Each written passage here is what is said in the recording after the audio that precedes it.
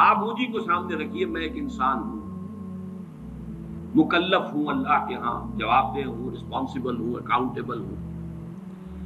کچھ چیزیں مجھ پر وارد ہوتی ہیں، کوئی مصیبت آ گئی، کوئی تکلیف آ گئی، کوئی بیماری آ گئی، کوئی نقصان ہو گیا، کچھ ہو گیا۔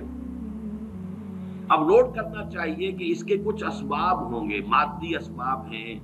یا کچھ اور لوگ ہیں، کسی نے میرے گھر کو فرض کیجئے کہ کوئی نقصان پہنچانا چاہا ہے، اس نے کام کیا ہے، کسی نے مجھے اٹھا کے پتھر دے مارا ہے، تو یہ سارے فیکٹرز ہیں، لیکن یہ شے بالفعل مجھ پر نہیں وارد ہو سکتی اگر اللہ کا اذن نہ ہو۔ لاکھ سارے اسباب و وسائل ہوں اور لاکھ ساری دنیا ہو، ایک حدیث میں الفاظ آتے ہیں کہ اگر جان لے حضرت عبداللہ ابن عباس، علم ان الامت لو اجتمعت، کہ اگر پوری قوم جمع ہو جائے کہ تمہیں کوئی فائدہ پہنچا دے، نہیں پہنچا سکتے مگر اس بات کا جو اللہ نے تمہارے لیے طے کر دیا، اور اگر پوری قوم مجتمع ہو جائے تمہیں کوئی نقصان پہنچا دے، نہیں پہنچا سکتے۔ تو یہ اسباب و وسائل جو مجھ پر آ رہے ہیں، ان میں جو ہے فیصلہ کنش اذن رب ہے۔ تو میں یہ بھی کہہ سکتا ہوں مجھ پر یہ اس کی لائی ہوئی مصیبت آ گئی، اور یہ بھی کہہ سکتا ہوں کہ اللہ کی طرف سے مجھ پر آیا، وہ خیر ہو یا شر ہو، بالقدر خیر ہی و شر ہی۔ بھلائی کسی نے کرنی چاہیے، اس کا مجھے احسان ماننا چاہیے، اس کا مجھے شکریہ ادا کرنا چاہیے، کوئی بدلہ دے سکتا ہوں تو دینا چاہیے، یہ دنیا کا معاملہ ہوگا۔ اسی طرح کسی نے مجھے نقصان پہنچایا، میں قصاص لے سکتا ہوں، قانونی طور پر مجھے اس کا حق حاصل ہے، لیکن یہ جان لیجئے کہ یہ اچھائی یا بھلائی مجھ تک نہیں آ سکتی تھی بغیر اذن رب۔ تو اذن رب شامل ہو گیا نا، تو میں اس کو شامل کر رہا ہوں، والقدر خیر ہی و شر ہی من اللہ تعالی۔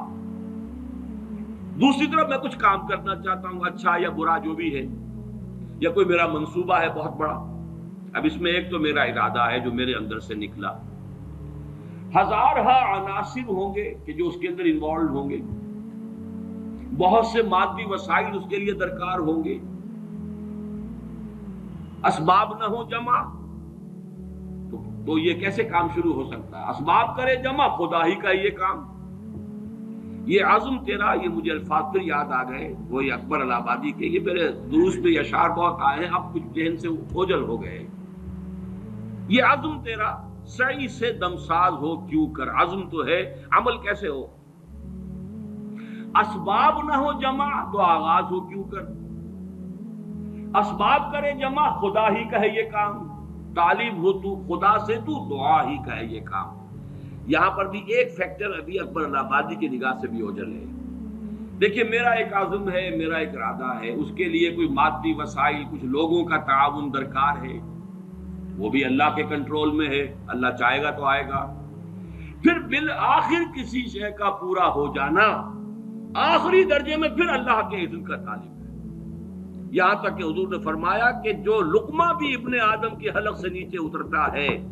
اب وہ سارا آپ نے اس کے لیے کمائی کی، محنت کی، وہ کھانا پک گیا، آپ کی اہلیہ نے پکا لیا گھر پہ، اب یہ لقمہ اتر رہا ہے، اس وقت بھی اللہ سے اذن چاہتا ہے کہ میں اس کے حق میں غذا کا کام دوں یا زہر بن کر لڑ دوں۔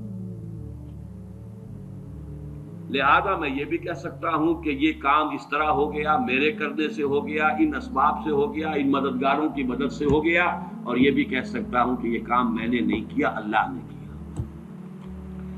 صرف جو ہمیں تلقین کی گئی ہے وہ یہ ہے،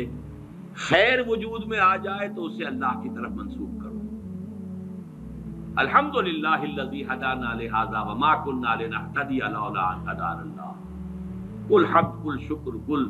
تعریف اس اللہ کی ہے جس نے ہمیں ہدایت عطا فرمائی۔ ہم ہرگز ہدایت نہ پا سکتے اگر اللہ ہمیں ہدایت نہ دے۔ غلطی ہو جائے تو اسے اپنی جانب منسوب کرو، ربنا ظلمنا انفسنا وان لم تغفر لنا وترحمنا لنکونن من الخاسرین۔ شیطنت اس کے برعکس ہے،